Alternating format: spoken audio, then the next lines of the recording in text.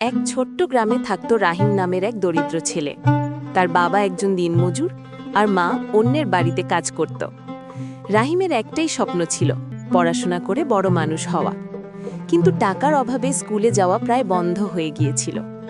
একদিন গ্রামের মেলায় সে একটা ছোট্ট প্রদীপ পেল, পুরনো মাটির তৈরি প্রদীপ।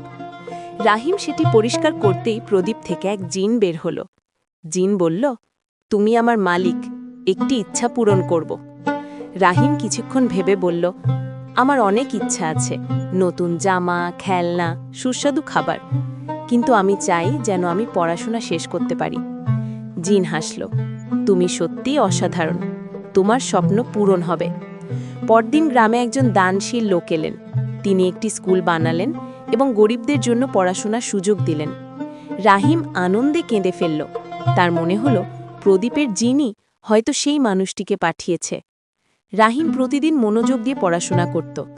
বছর কেটে গেল, সে পরীক্ষায় ভালো ফল করল এবং শহরে কলেজে ভর্তি হলো। বড় হয়ে রাহিম ডাক্তার হলো। তখন সে নিজের গ্রামে একটি হাসপাতাল তৈরি করল, যাতে গরিব মানুষ চিকিৎসা পায়। রাহিম সব সময় বলতো, আসল জাদু প্রদীপে নয়, আমাদের ইচ্ছা আর পরিশ্রমেই লুকিয়ে থাকে।